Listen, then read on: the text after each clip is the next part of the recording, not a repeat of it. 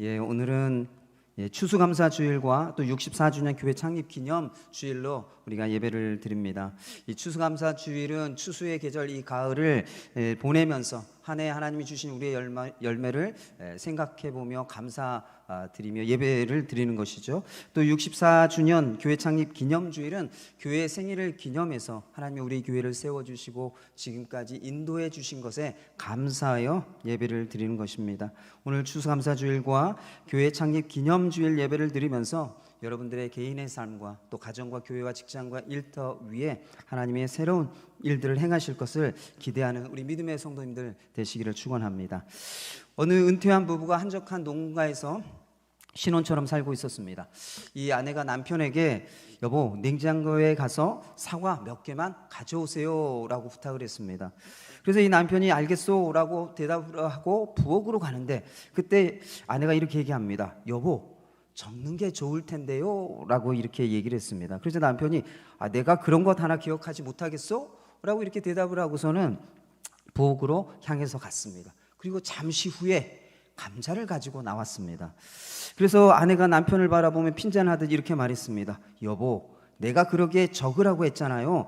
내가 빵 가져오라고 한 거 기억 못해요? 잊어버렸어요? 라고 이렇게 얘기를 했다라는 거예요. 지금 제가 이 얘기를 해드렸는데 뭐가 잘못됐는지 이해가 되셨어요? 지금 이해가 안 되신 분은 도대체 저 얘기가 뭐야? 라고 생각하실 텐데 좀 설명을 해드리면 이 아내가 남편에게 지금 뭘 가져오라고 부탁했어요? 사과. 그런데 남편이 뭘 가지고 왔어요? 감자. 근데 그 감자를 가지고 온 것을 보고서 아내가 핀잔을 줬죠. 뭐라고요? 빵 안 가지고 왔다고 막 핀잔을 준 거죠. 지금 무슨 얘기를 하고 있는가 하면요, 아내도 그렇고 남편도 그렇고 둘 다 이 부탁한 것을 다 서로 잊어버렸다라고 하는 거예요. 기억하지 못했다라고 하는 것이죠. 이 사람들은 20대 중반이 되면서부터 이 기억력이 차츰 쇠퇴해 간다고 합니다. 그 이유는요, 나이가 먹으면 우리 뇌에 기억을 담당하는 전두엽 피질이 점점 줄어들기 때문에 그렇다고 해요. 그래서 40대 중반이 되면 이 건망증, 자꾸 잊어버린 이 건망증이 나타나는 것이 지극히 이 일반적인 현상이라고 얘기를 합니다. 여러분이 치매와 건망증의 차이가 어떤 것인지 아십니까? 열쇠를 들고서 열쇠를 찾으면, 손에 열쇠를 쥐고서 열쇠를 찾으면 이건 건망증이라고 합니다. 그런데 손에 열쇠를 쥐고서 이게 어디다 쓰는 물건이지? 이러면 치매라고 해요. 여러분, 나이가 들면 들수록 기억하지 못하고 잊어버리면서 우리가 어려움을 겪는 것을 종종 이렇게 보게 됩니다. 마찬가지로 우리가 살아가면서 하나님을 기억하지 못하고 하나님을 잊어버리기 때문에 우리가 신앙생활하면서 종종 어려움을 겪기도 하죠. 오늘 본문 말씀을 보면 모세가 이스라엘 백성들에게 하나님을 잊어버리고 어려움을 겪지 않도록, 오늘 말씀에 멸망당하지 않도록이라고 얘기하고 있는데 그 어려움을 겪지 않도록 두 가지를 이스라엘 백성들에게 당부하고 있습니다. 첫 번째로는 풍부할 때 하나님을 잊지 말라. 풍부할 때 하나님을 잊지 말라고 당부하고 있습니다. 12절에 14절까지의 말씀을 보면 모세는 이스라엘 백성들이 가나안 땅에 들어가게 되면 먹어서 배부를 것이고 또 아름다운 집을 짓고 거주하게 될 것이고 또 소와 양이 번성하게 될 것이고 은금이 많아져서 소유가 풍부해질 것이다 라고 말하고 있습니다. 그런데 이때 교만해져서 하나님을 잊어버리지 말라라고 말하고 있습니다. 사랑하는 성도 여러분, 한번 생각해 보십시오. 소유가 많아졌어요. 그러면 그 소유가 많아진 것 때문에 하나님께 더 감사하고 하나님께 더 영광을 돌릴 것 같죠?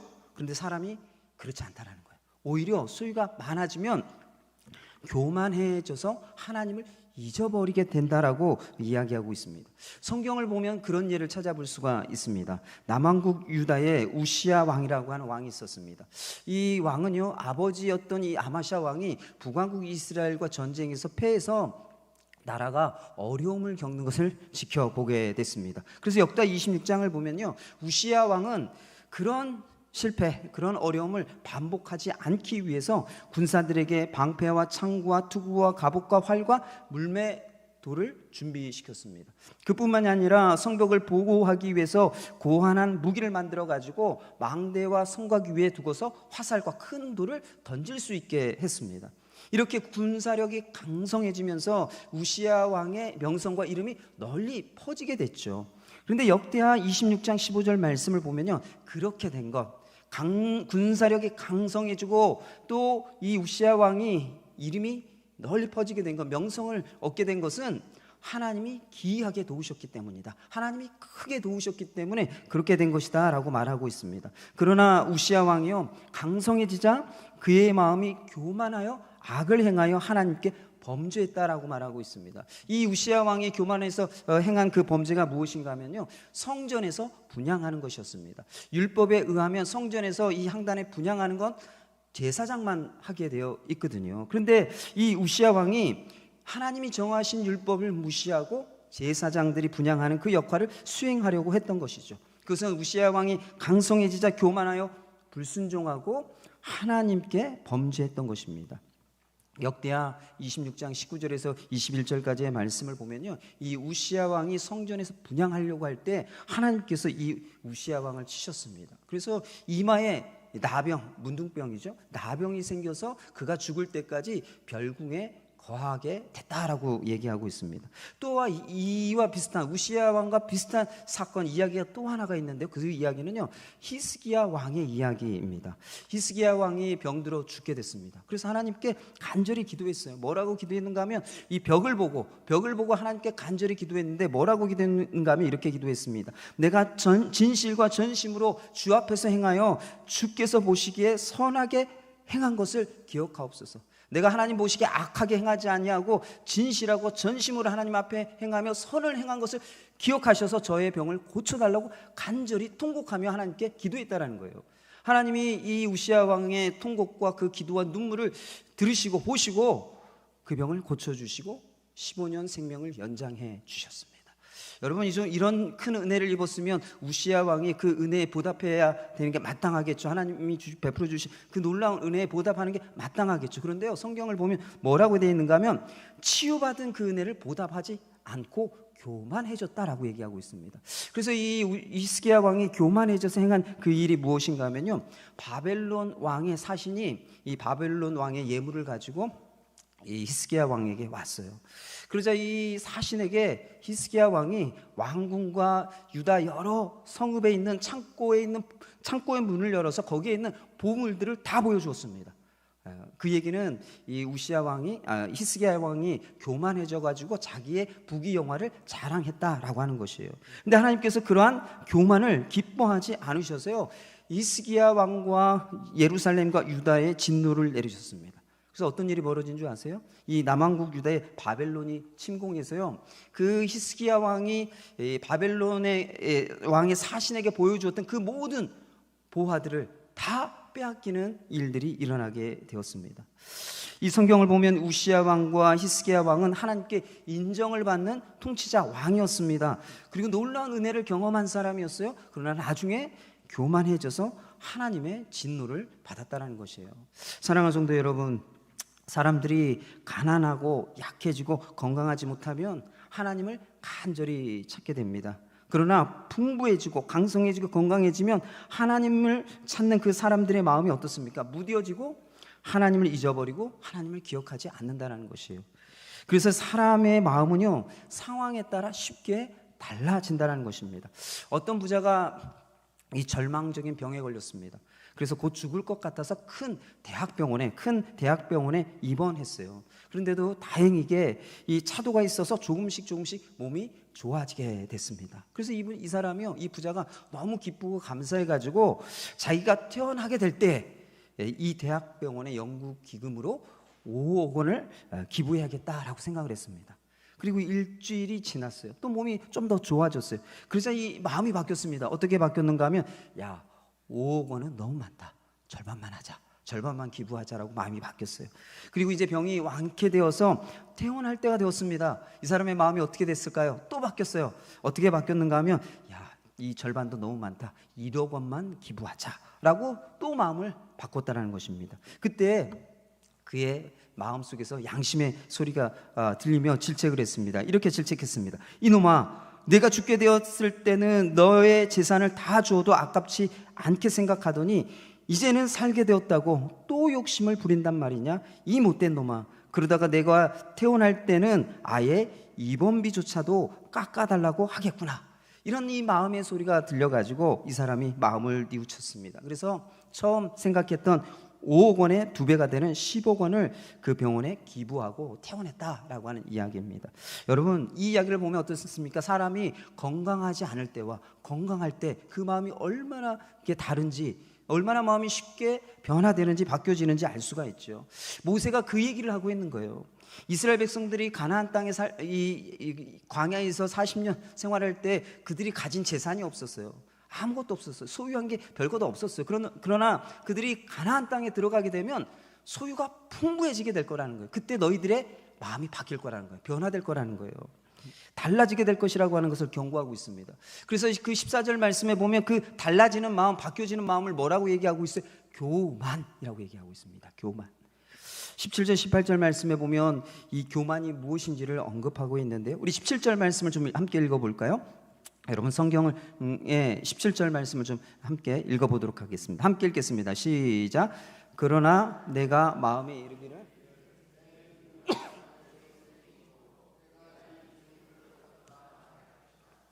오늘 17절 말씀 우리가 함께 읽었는데 17절 말씀에서 반복되고 있는 단어가 있어요. 그게 뭘까요, 여러분? 반복되고 있는 단어, 내가라고 하는 단어가 3번 반복되고 있고요, 여기에 하나님이라고 하는 단어가 있습니까? 없습니까? 없어요. 너희들이 가나안 땅에 들어가서 풍성해지고 부유해질 것인데 그 풍성하고 부유한 것은 너의 능력과 너의 손의 힘으로 얻은 것이다. 내 능력과 내 손의 힘으로 얻은 것이라고 사람들이 생각할 것이라는 거예요. 무슨 얘기인가 하면요, 이 교만이라고 하는 것은 하나님이 없고 자기로 충만하다라고 하는 것을 말하는 것입니다. 이 17절 말씀에 내가 3번이나 반복하고 하나님이 표현되고 있지 않다라고 하는 이 얘기는, 교만이라고 하는 것은 하나님이 없고 나로 충만해지는 거, 나로 내 마음이 충만한 거, 그게 교만이라는 것이에요. 그래서 17절 18절 말씀 보면 교만할 때 내 능력과 내 손의 힘으로 내가 이 재물을 얻었다라고 생각하고 하나님이 재물 얻을 능력을 주신 것을 인정하지 않게 된다라고 말하고 있습니다. 그러니 하나님을 잊어버리고 기억하지 못하게 되는 것이죠. 사랑하는 성도 여러분, 나이가 들면 기억력이 점점 쇠퇴해 가며 잘 잊어버리게 됩니다. 그러나 하나님을 잊어버리고 기억하지 못하는 것은요, 나이가 들면서 기억력 쇠퇴하는 것과는 다른 문제라는 거예요. 다른 문제. 무엇의 문제예요? 교만의 문제라는 거예요. 교만할 때, 내 마음이 나로 충만할 때 하나님을 잊어버리고 기억하지 못하게 된다는 것이에요. 사랑하는 성도 여러분, 풍부할 때, 강성할 때, 건강할 때 자기로 충만해져서 교만해지기 쉽습니다. 그래서 자신의 능력과 힘으로 이루었다라고 말하고 하나님을 잊어버리고 하나님이 주신 힘과 도우심과 은혜까지도 잊어버리게 되는 것이죠. 사랑하는 성도 여러분, 가난할 때, 약할 때, 건강하지 못할 때 하나님을 간절히 찾으며 하나님의 힘과 도우심과 은혜를 구했던 것을 잊지 않고 기억하며 살아가시기를 바랍니다. 그래서 풍부할 때, 강성할 때, 건강할 때 교만하여 내 능력과 내 힘으로 이루었다고 자랑하지 않고 겸손하게 하나님이 행하셨다라고 고백하고 인정하며 살아갈 수 있는 우리 믿음의 성도님들 되시기를 축원합니다. 두 번째로, 모세는 하나님께 받은 은혜로 살았던 것을 잊지 말고 기억하라고 당부하고 있습니다. 14절에 16절까지의 말씀을 보면 이 모세는 하나님을 잊어버리지 않고 기억하기 위해서 과거 광야에서 하나님이 어떻게 행하셨는지, 광야에서 이스라엘 백성들을 어떻게 인도하셨는지를 설명하고 있습니다.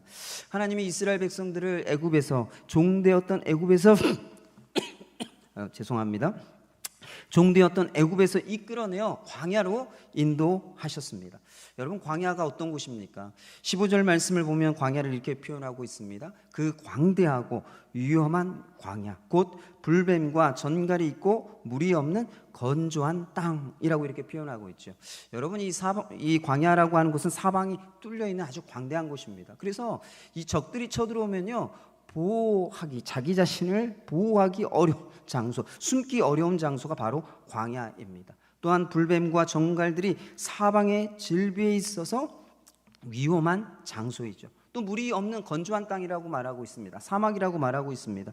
그래서 바위와 돌과 모래로 가득한 황폐한 땅이 광야입니다.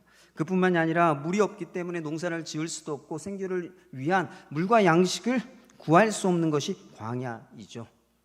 또한 밤에는 춥고 낮에는 더워서 사람이 살기 어려운 곳이 광야입니다. 그래서 이 광야는요, 아무것도 의지할 것이 없어요. 아무것도 의지할 것이 없는 곳이 광야입니다. 그런 광야에서 하나님께서 이스라엘 백성들에게 세 가지 일을 행하셨다라고 말하고 있습니다. 첫 번째는 하나님이 이스라엘 백성들을 인도하여 광대하고 위험한 광야를 지나가게 하셨다라고 말하고 있어요.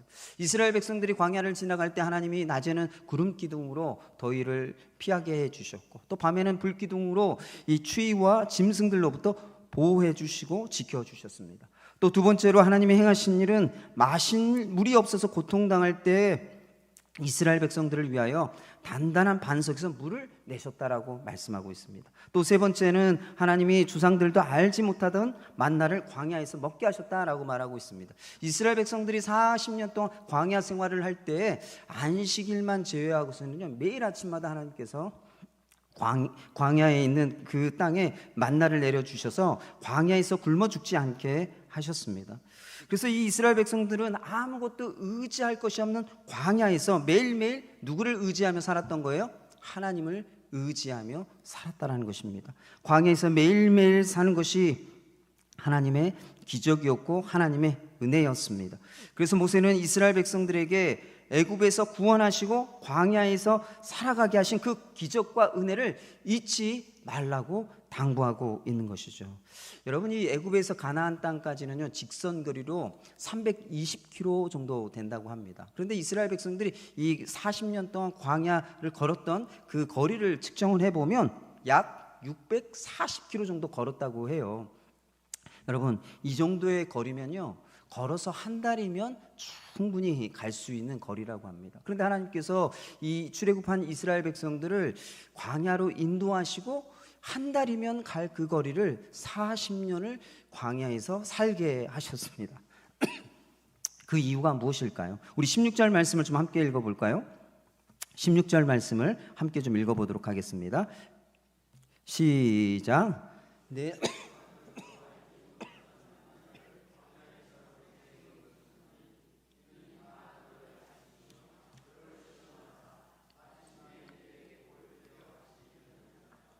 이 광야에서 하나님이 하신 세 가지 일을 이야기하고 있죠.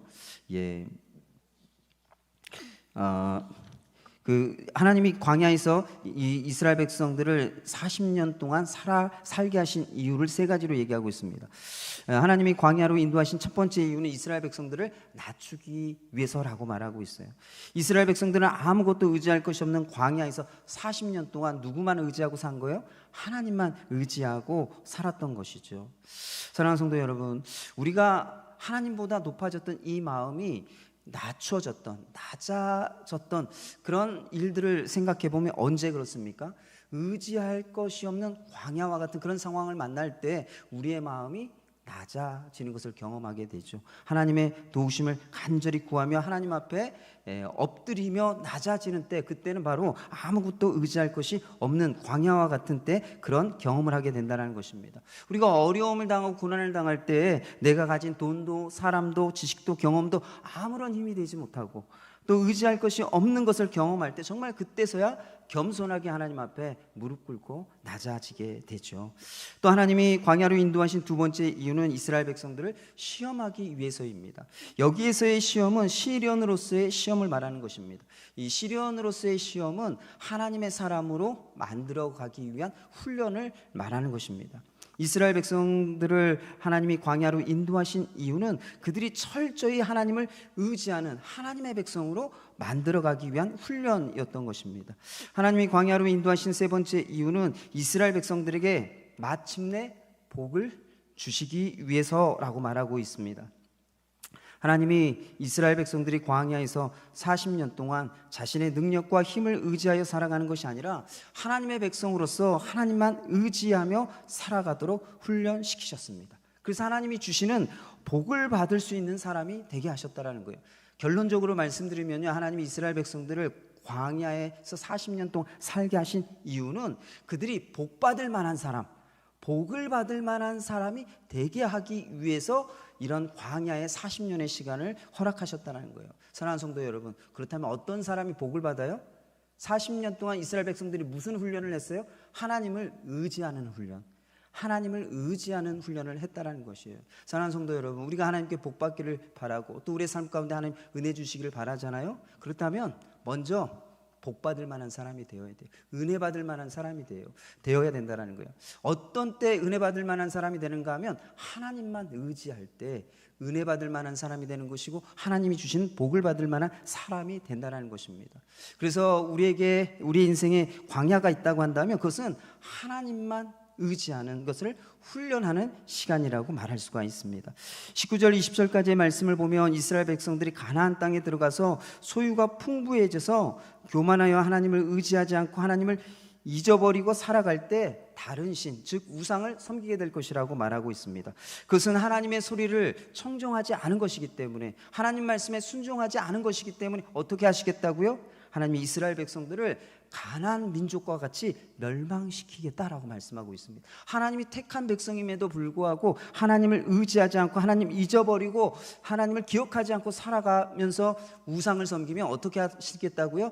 멸망시키시겠다. 하나님이 택한 백성들 심판하시겠다라고 말씀하고 있는 것이죠.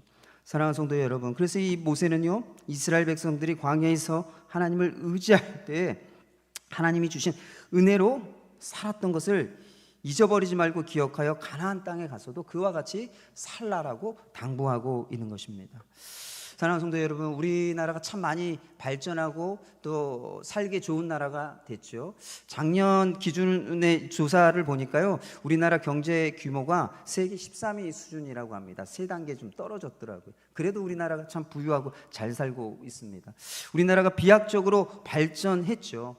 그러나 이 140여 년 전 이 땅에 복음이 들어올 때는요, 정말 우리나라는 가난한 나라였습니다. 1885년 4월 5일에 이 언더우드 선교사님이 이 인천 제물포를 통해서 우리나라에 들어오셨어요. 그리고 선교를 하시면서 그 선교하시면서 경험한 경험담을 글로 남겨놓으셨는데요. 그 글을 보면요, 140여 년 전에 우리나라가 어떤 나라였는지를 알 수가 있습니다. 그 글을 여러분들에게 좀 소개해드리려고 합니다. PPT를 좀 보여주시고요, 제가 읽어드리면 PPT 보시면서 내용을 잘 한번 생각해 보시길 바랍니다.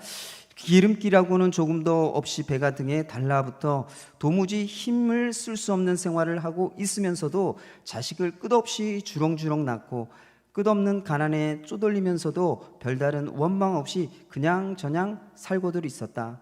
그렇게 살다가 그렇게 죽어가는 것이 인생, 그것이라고들 믿고 있었다.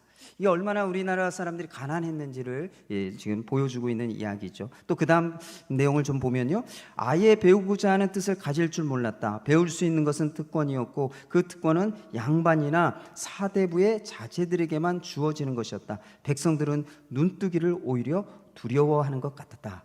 이 얘기는 무슨 얘기입니까? 배움의 기회가 많지 않았다는 것이죠. 특별히 여러분, 여성들에게는 글을 가르치지 않고 또 학교를 보내지 않았죠.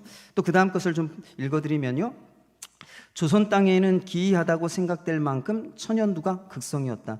죽어가는 사람의 절반은 천연두 때문에 죽는 것이라 해도 과언이 아닐 정도였다. 매독 환자도 흔했다. 조선 사람 전체가 우글거리는 회충을 뱃속 가득하게 껴안고 있다고 해도 과언이 아닐 정도였다. 여름이 시작되면서 콜레라는 전국을 휩쓸었다. 장안에서도 죽는 사람의 수요가 하루에 수백 명이었다. 여러분, 전염병 때문에 수많은 사람들이 죽어가던 땅이 바로 우리나라입니다. 또 그 다음 거 좀 읽어드리면요, 콜레라에 대한 조선 사람들의 생각이 얼마나 엉뚱한지, 조선 사람들은 콜레라가 쥐의 귀신이라고 믿고 있었다. 그래서 사람들은 집 대문에다 고양이 그림을 그려서 붙여 놓았다. 그것이 유일한 예방이라는 것이었다. 농촌에서는 집 둘레에 새끼줄을 쳐놓고 그 줄에다 줄레줄레 부적을 매달아 놓기도 했다. 이것이 콜레라 귀신을 막는 방법이라는 것이었다. 여러분, 이 얘기를 보면 어떻습니까? 우리나라가 얼마나 미신에 사로잡혀 있었는지 그것을 보여주고 있죠. 140여 년 전에 우리나라는 이렇게 가난했고 배우지 못했고 또 전염병으로 죽어가고 있었고 또 미신에 묶여 살았던 민족이었습니다. 과거 또 우리 일제 식민 지배와 6.25 전쟁으로 인해서 폐허가 되었던 나라이죠. 그래서 우리나라는요, 70년 전까지만 해도요, 다른 나라의 원조가 없으면 살 수 없는 그런 나라였습니다. 어느 미국 학자가 이런 얘기를 했습니다. 한국 한 나라가 아프리카 대륙 전체보다 더 많은 원조를 받았다. 아프리카 그 대륙에 원조한 것보다 우리나라 한 나라에 원조해 준 것이 더 많다라는 거예요. 그만큼 우리나라에 엄청난 원조가 있었다라는 것입니다. 무상 원조가 있었다라는 거예요. 그러나 지금 70년이 지난 우리나라가 어떻습니까? 이 도움을 받던 나라에서 도움을 주는 나라로 탈바꿈했죠. 우리 같은 나라가요, 세계에서 유일하게 우리나라밖에 없답니다. 원조 받던 나라가 원조해 주는 나라로 이렇게 자리매김한 건요, 세계에서 우리나라밖에 없대요. 여러분, 전쟁 고아가 넘치던 나라가 우리나라였습니다. 그래서 참 창피하고 부끄럽게도 고아를 수출했던 나라가 우리나라이죠. 그 얘기가요 40-50년 전의 이야기예요. 40-50년 전에 고아를 수출했던 그런 부끄러운 나라예요. 그런 나라가 지금은 다른 개발도상국의 농업 개발을 지원하고 있습니다. 그리고 전쟁 이후에 복구를 위해 지원하는, 후원하는 그런 나라로, 돕는 나라로 자리매김했다라는 거예요. 많은 사람들이 대한민국이 이렇게 잘 살게 된 것, 국제사회가 많은 원조를 했기 때문이라고 말하는 사람들도 있습니다. 또 어떤 사람들은 우리 국민이 우수하기 때문에, 우리 국민성, 우리 민족의 우수성 때문이라고 그렇게 얘기하는 사람들도 있죠. 그러나 사랑하는 성도 여러분, 우리가 이렇게 부유해 준 것은요, 복음의 힘 때문이고 하나님이 축복해 주셨기 때문에 그렇습니다. 약 140여 년 전에 선교사님들이 들어와서 이 학교를 세워서 어린아이들과 여자들을 가르쳤어요. 가르치지 않았던 그 여자들과 어린아이들을 가르치기 시작했습니다. 그리고 병원을 세워서 병든 자들을 고치며 복음을 전했죠. 그렇게 해서 복음이 이 땅에 심겨지고 교회가 세워지고 성도들이 많아지게 됐습니다. 사랑하는 성도 여러분, 선교 역사에서요, 우리나라와 같은 나라가 없어요. 선교 역사에서 우리나라와 같은 그런 한국 교회가 없다라는 거예요. 우리나라 성도들을 보면 어떻습니까? 새벽마다 하나님께 부르짖어 기도하죠. 아주 오래전에는 산에 가서 기도원 가서 밤을 새며 기도하는 성도들이 있던 나라가 우리나라예요. 다른 나라에요, 새벽 기도가 없어요. 밤샘 철야기도 이런 거 없어요. 우리나라에만 독특하게 있는 교회 문화예요. 우리나라처럼 기도를 많이 했던 나라가 없습니다. 제가 동남아 같은 데 선교 여행을 가면요, 현지 사역자들이 저한테 요청하는 게 있어요. 그게 뭔지 아세요? 코리안 프레이어를 좀 해달라고 얘기해요. 한국식 기도를 해달라고 요청을 해요. 여러분, 한국식 기도가 뭘까요? 도대체 한국인들만 하는 독특한 특별한 기도가 있는데 그 기도를 저한테 해달라고 요청을 해요. 그런 사역을 해달라고 요청을 하는 경우가 있습니다. 교회 성장 신학으로 유명한 미국의 플러 신학교 피터 와그너 교수가요, 교회 성장과 기도라고 하는 과목을 가르치면서 그 강의를 듣는 학생들에게 무엇을 가르쳤는가 하면 코리안 프레이어, 한국식 기도를 가르쳤어요. 여러분, 이 한국식 기도가 뭔지 아세요? 여러분들이 잘 알고 있는 주여 삼창하고 통성 기도하는 거예요. 이게요, 한국에만 있는 독특한 기도 문화예요. 다른 나라에서는요, 주여 주여 주여 부르짖는 경우가 없어요. 그냥 조용히 기도하고 그냥 끝나요. 우리 같이 이렇게 부르짖어 기도하는 나라가 없다라는 거예요. 그래서 이 피터 와그너 교수님이 강의 시간에 이 한국식 기도, 코리안 프레이어, 주여 삼창 기도를 학생들에게 가르치면서 실습을 시켰는데, 어떻게 실습을 시켰는가 하면 한국말로 주여 주여 3번 부르고 이 외국인들에게 기도하게 했다라고 해요. 여러분, 우리나라처럼 하나님께 간절히 부르짖으며 통성으로 기도하는 나라가 우리나라밖에 없어요. 우리 한국교회밖에 없어요. 여러분, 왜 이렇게 통성으로 부르짖으며 하나님 앞에 간절히 기도했던 그 이유가 뭐예요? 앞에서 제가 말씀드렸죠. 가난하고 병들고 미신으로 가득해서 의지할 게 없어요. 우상 아니면 의지할 게 없어요. 그러니 어떻습니까? 하나님밖에 찾을 게 없는 거죠. 하나님을 간절히 찾고 하나님을 의지하는 그 기도가 부르짖음으로 나타났던 것이죠. 사랑하는 성도 여러분, 이렇게 하나님을 간절히 찾고 통성으로 부르짖으며 하나님을 의지하는 이 기도 때문에 하나님은 어떻게 하셨어요? 이 땅에 성도들과 교회와 이 민족을 축복하셨다는 거예요. 하나님이 도와주시고 은혜를 주시고 큰 힘을 주셨기에 이 나라가 이렇게 부유해지게 됐다는 것입니다. 하나님을 의지할 때 주시는 은혜를 잊어버리고 하나님을 기억하지 않고 우리 민족이 우수해서, 우리 민족이 능력과 힘이 있어서 부유한 대한민국이 되었다 라고 생각하면 그것은 교만이라는 거예요. 그런 교만을 가져서는 안 된다는 것입니다. 그것은 개인과 교회도 마찬가지입니다. 내 능력과 힘으로 이루었다고 교만하여 하나님을 의지하지 않고 하나님을 잊어버리고 하나님을 기억하지 않으면 우리는 돈과 물질을 우상으로 삼고 세상 풍조를 따라 살아가게 될 것입니다. 그러면 하나님이 가나안 민족을 멸망시킨 것과 같이 하나님이 우리에게 멸망케 하시는 그런 진노를 쏟게 될 것입니다. 사랑하는 성도 여러분, 오늘 추수감사주일과 교회 창립 기념주일 예배를 드리며 여러분들이 지금까지 내 능력과 내 힘으로 살아왔다라고 하는 그 교만함을 내려놓고 하나님을 의지하고 하나님이 주시는 은혜로 살아가기를 간절히 구하는 우리 믿음의 성도님들 되시기를 축원합니다. 말씀을 정리하겠습니다. 오늘 두 가지 말씀을 나눴습니다. 첫 번째로는 풍부할 때, 부유할 때 하나님을 잊어버리지 말라라는 것입니다. 풍부하고 강성하고 건강할 때 교만해져서 하나님을 잊어버리기 쉽습니다. 그래서 풍부할 때나 가난할 때나 강성할 때나 약할 때나 건강할 때나 건강하지 못할 때나 겸손하게 하나님을 찾고 하나님의 힘과 도우심과 은혜를 구하시기를 바랍니다. 두 번째로는 하나님께 받은 은혜로 살았던 것을 기억하라는 것입니다. 내 능력과 힘으로 살아온 것이 아니라 하나님을 의지할 때 하나님이 은혜를 주셔서 살았던 것을 기억하고 오늘도 하나님을 의지하고 하나님 주신 은혜로 살아갈 수 있도록 기도하시기 바랍니다. 이 시간 들은 말씀을 가지고 함께 기도하겠습니다.